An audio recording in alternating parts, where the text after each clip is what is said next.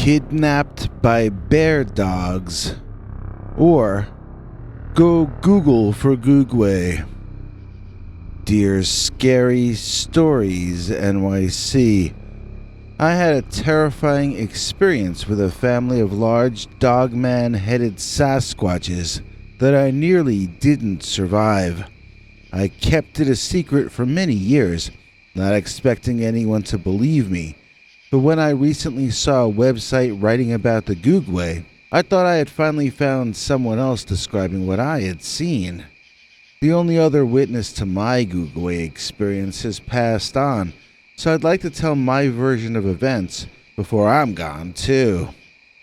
Before I get started, I want to let you know that I have read up about the Gugwe, as I see that it's become a thing online in recent years. I know that these things tend to get reported in Oklahoma or in the Mississippi River Basin in the center of the United States.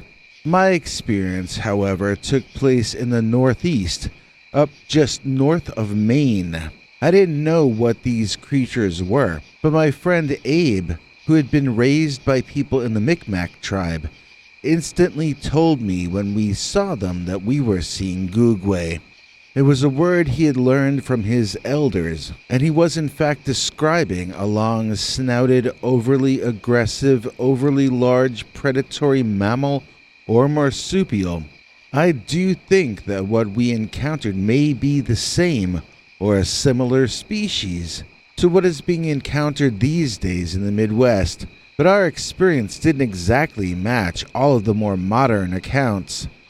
I'll just tell you what happened, and you'll be able to see for yourself the ways what happened to us resembled and differed from more recent stories you may have heard or read about. Okay, for you Americans, I know many of you are rusty on your geography, so fasten your seatbelts. North of Vermont and Maine are these Canadian places with names such as Nova Scotia, which means New Scotland, and New Brunswick, which means Nova Scotia. Then a little to the north and west of all that, you'll find a big island they call Newfoundland, which is spelled like Newfound Land. Then on the eastern edge of that island is a little mountainy area called Port au Port East. This is where my college friend Abe, who was part Micmac and had grown up in this region, took me camping in the woods one day maybe 10 years ago. He didn't tell me till we got there that we were going to be camping up on the side of a mountain. The other side of the mountain from the side we were looking at. We drove along Hines Road near the shoreline, found a secret place to park, then began hiking up the small mountain to get to our side. We needed to get over the top, Abe told me, before we could camp. The side that faced away from the water was the place to be, I was informed. And when we finally made our way over the hump, it turned out to be a pretty amazing place to get to after all. Lakes on the side of a mountain. I'd never seen anything like it. Lakes up in the sky. What a beautiful location. But as I was to learn, there is sometimes danger there from the old woman of the mountain, which my friend called the Gugwe. So let's jump ahead to after setting up camp and eating dinner. We were sharing one 2-man tent, specifically so that we could stay in visual, silent contact with each other if something went down in the middle of the night. Wait, that came out sounding weird. What I mean to say is, if something happened like what actually happened, which was this. Something small hit the tent. I wasn't sure it had actually happened at first, but I thought I saw something small like a pebble or an acorn hit into the side of the tent furthest from me. I decided to act like I hadn't seen it, and I closed my eyes to go to sleep. Then I felt a sharp little pain in my arm, the arm which had been leaning against the side of the tent. I was pretty certain that someone, or maybe multiple individuals, were tossing small projectiles at our tent from at least 2 sides. I woke Abe up and told him what I just told you. He got a very serious look on his face and said in a grave voice that I shouldn't jump to conclusions. Then he asked me if I had investigated outside the immediate perimeter of the tent. I asked him what I could be searching for outside the tent. He said, pebbles and acorns. You can't mount your case that we're being pelted by pebbles and acorns without proving that there are actual pebbles and acorns outside on the forest floor. I looked at him like he was crazy, then he started laughing. He was totally pulling my leg and making fun of me for being too serious. Then he reminded me that squirrels drop acorns, trees drop acorns, so I don't need to imagine prowlers in camp throwing stuff at us when there are more likely and less scary explanations. So Abe and I were talking and laughing in our sleeping bags facing each other when suddenly he just disappeared from my view. The next thing I knew, I was sliding quickly out of the tent and into the cold night. I remember swinging around in an arc through the air. I was being held by my feet, looking forward upside down. Then I was staring up at the sky. Then I was up in the air looking behind, and then my belly was slammed hard into something hairy, and I found myself staring at the ground as all the wind was painfully blown out of me. I could hear Abe moaning something. I don't know if they were words or just pained noises, but he was moaning. I was wheezing and trying to inhale as I seemed to be being held by my feet over the shoulder of a really big guy or something. In that instant, my thought was that we were being abducted by Bigfoot. I knew about abduction from aliens, but abduction by Bigfoot sounded way messier, and therefore, for me personally, a whole lot scarier. I'm sure I would have been screaming like a little girl if I hadn't been struggling for my breath. I never felt so out of control of a situation before, and from the sound of things, there were two of them, with the other one in control of Abe. As it turned out, I was only partially right about that. When both Abe and I were slammed back down onto the ground, we were tossed from either shoulder of the same creature. There had been just one beast carrying both of us. I did not know that Bigfoot was that big. I remember that both Abe and I were gasping for air and choking on the dust on the ground, looking up at the dark figure standing over us. I could make out reddish, glowing eyes inside a massive, muscular frame. And then I saw a second one peek over the first one's shoulder. So there were at least two of them after all. Abe had squirmed out of his sleeping bag before I even realized that was an option. As the two of us sat there as close to each other as possible, we could hear at least two more of the creatures behind us, out of view, but clearly and loudly present. We were surrounded by some kind of tribe or family of something. I was beginning to wonder if we would ever get a clear view of what those things were that had run off with us to wherever we were, when one of them darted out of the shadows and into my face, causing me to bang my head on the dirt behind me as I jerked away from it. I think I was trying to bury myself to get away from that nasty thing. This may have been a werewolf as much or more than it was a Bigfoot. I mean, it sure seemed a lot like a wolf monster when it got in your face to sniff you, but it had more of the silhouette or profile of a Sasquatch or Bigfoot. It did not look like an upright walking canid, for instance. It looked like a Bigfoot with a dog head. I will pause the story now to talk a bit about things that Abe and I disagreed about later on when discussing the appearance of these creatures. I remember seeing what I would now in retrospect call werewolf ears on the animals. By that I mean they were pointed, hairy, canine-like ears, but they were not all the way up on the top of the head. They were to some extent still on either side. Not as far down as human ears, but not as far up as dog ears. To Abe, though, the entities appeared as red-eyed Bigfoot with long dog-like snouts, and the ears were in no way canine. Another thing was that Abe called them Gugwe, or something that sounded like Gugwe to me, and he always called them her, or she. At first I would think he meant that he could tell that he was looking at a biological female creature. I personally couldn't tell if any of them were male or female, so I just assumed that Abe knew better than me.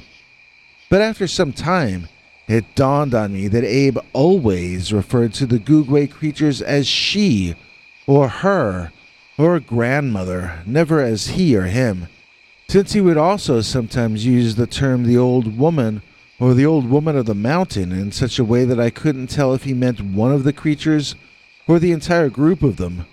I came to accept that in his culture the Gugwe is just thought of in both singular and plural as female for whatever reason. I once got yelled at in a bar when I was telling this story by a guy who was saying that I got it all wrong. The Gugwe is a monster that is female and carries a handbag or something. Whatever, all I know is that Abe always called them female, and I never asked him if he meant that literally, or sort of poetically or mythologically, you know? I wish I had asked, since he's not with us to ask any more. I wish I had gotten him to tell his story on video, or maybe write it down or something. So, there I was, back to the ground, getting my eyeballs smelled by this Bigfoot with a long dog snout, big dogman teeth, and long dogman ears. I felt like any second he was going to take a big old bite right out of my face, you know. I was breathing real hard, and I was having a hard time not crying right there on the spot. The thing smelled like death, and I figured that's what it meant for me, too. After some time, the Gugwe dogman pulled back and began picking bugs off of each other and chilling out in the Gugwe fashion. They didn't seem to care about the two of us any longer, so I decided to test the strength of the bars of this Gugwe prison we were trapped in. Casually, calmly, slowly, I got up and began strolling out of the clearing and back into the trees. I kept glancing up at the two Gugwe dogmen, and they didn't seem to be paying attention to me in the slightest. I started to feel hopeful that the dogs might just let us go now that they were done playing with us. I was about to signal to Abe to follow me when I saw the shadows of the forest in front of me reshape themselves, revealing more of the Gugwe lurking and darting through the darkness under the tree cover. They were all around us in all directions like roaches in an urban apartment complex. Returning to the clearing, Abe and I positioned ourselves back to back, but I don't think it brought either of us any sense of comfort. I heard a strange sound in the woods that sounded like it might be human. I wondered, possibly, were we reported missing? It seemed unlikely, but in that moment of panic, this was a brief, bright light of hope. I thought we were about to be rescued, but the Gugwe bit into the backs of our shirts behind our necks and lifted us up like we were their pups, carrying us off in a mostly four-legged way of walking. They seemed capable of bipedal standing and walking, but only seemed to use it when the extra height came in handy, seeing for a further distance and intimidating potential rivals or prey. They seemed happiest doing a three-legged kind of walk, keeping a hand free in that way, but when they needed speed, they dropped to all fours and ran, sort of how I've seen gorillas and chimps move fast in TV documentaries. Even when down on all fours, they had little trouble carrying us and keeping us up on their shoulder.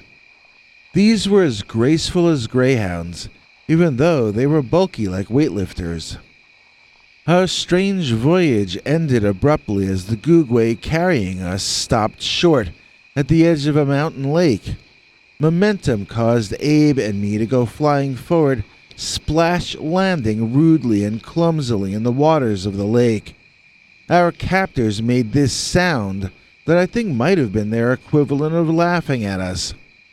Abe started swimming toward the other side of the big pond, and two more of the Gugwe silently walked out from behind trees past that side of the lake. Thinking better of it, Abe stopped swimming in that direction and watched the eastern sky for a while instead.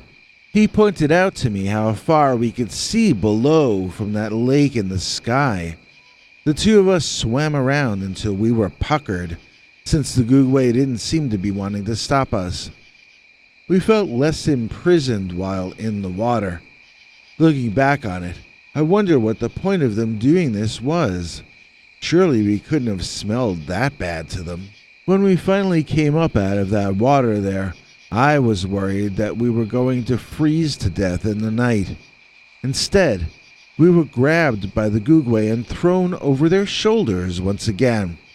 As we raced away, the cold breeze and the warm Dogman-Ape-Man hybrid combined to dry out my clothing before we reached our next stopping point. It seemed to me that we were just stopping on a patch of dirt, but they chose it so deliberately that it must have had some meaning to them.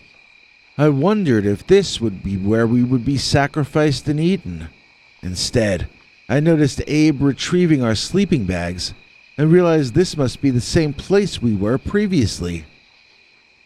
The canine apes all went to sleep, and Abe and I decided to ape them. We woke up as Abe and I splashed down in one of the mountain lakes. Looking around, the Gugwe were gone, and so were our clothes.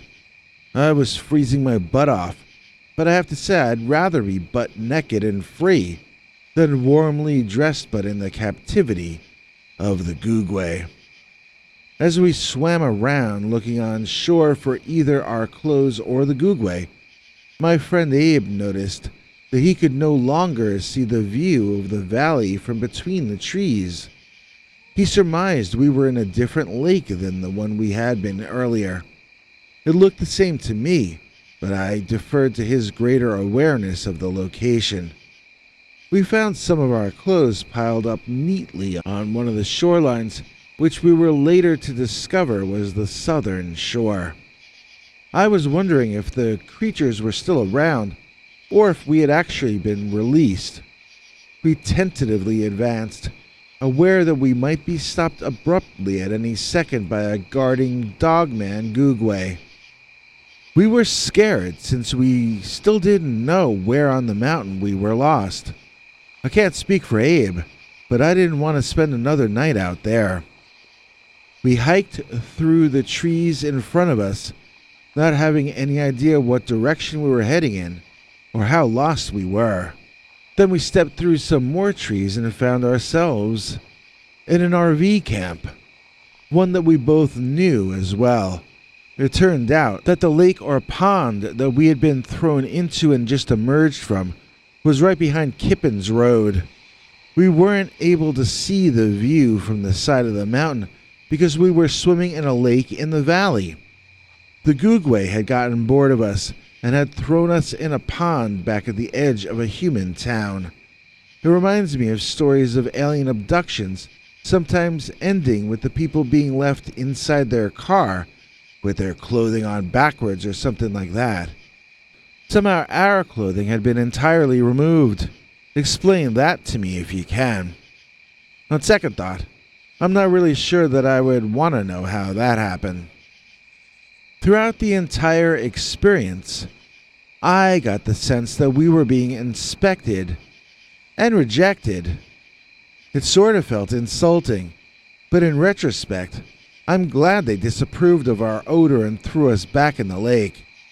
I hope they told all their friends that I smell bad as well, because I never really want to ever again get kidnapped by bear dogs. Lost in thought, not lost in space, a member of the human race. He's not a sellout, can't be bought. He's our EP, Lost in Thought. Please join us to thank you, our newest $10 channel member, Lost in Thought. without whom this episode would have been impossible. In exchange, he or she or they gets to watch episodes in advance of the general public, plus he or she or they gets to see secret uncensored episodes and secret Werewolf Wednesday shows and whatnot. We couldn't keep it going without fine individuals like Lost in Thought, so we salute them and thank them humbly. And if you'd like to be as cool as Lost in Thought, you can. Merely join our PayPal subscribers club at peterbernard.com, or click that join button under this or any of our videos to become a channel member. And now, here's Henry Lee Dogman with more deets. Hank? Thanks for watching till the end. If you liked what you saw, please consider clicking like on the video or sharing it with your friends and family that you think might also be interested. If you would like to see more of our work, please consider subscribing and hitting that bell icon next to the subscribe button so that YouTube will alert you when we put out a new video. To become a channel member and gain access to our special perks, you can click that join link under each of our videos. Another option is to join our PayPal subscribers club at peterbernard.com. You can join for as little as 99 cents on YouTube or $1.50 at peterbernard.com. And that gains you access to our weekly secret uncensored episodes. If you'd like to see our 21 hours of archives of uncensored Dogman stories, then please join at the $3 level or above. To get to watch our shows in advance of the public, please join at our $10 level. That gets you all the perks. If you join our channel memberships, you need to check our community page here on YouTube in order to get the links to the secret videos and other perks. If you're in the PayPal subscribers club, Peter will email you all the news and links himself. Once joining the PayPal club, which is Peter's homemade club, please give him a chance to see that you've joined and to compose you a personal welcome email, as none of that is automated.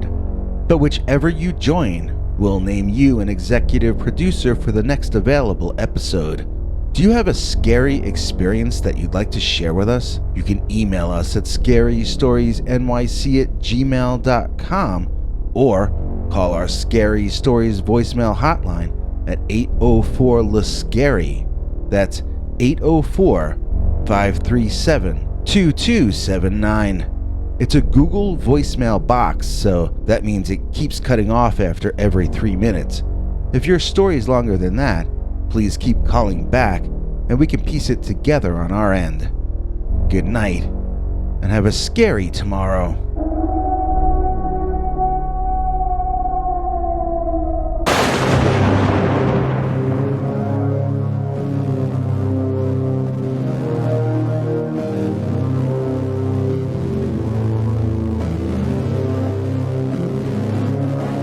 Come back for more scary stories.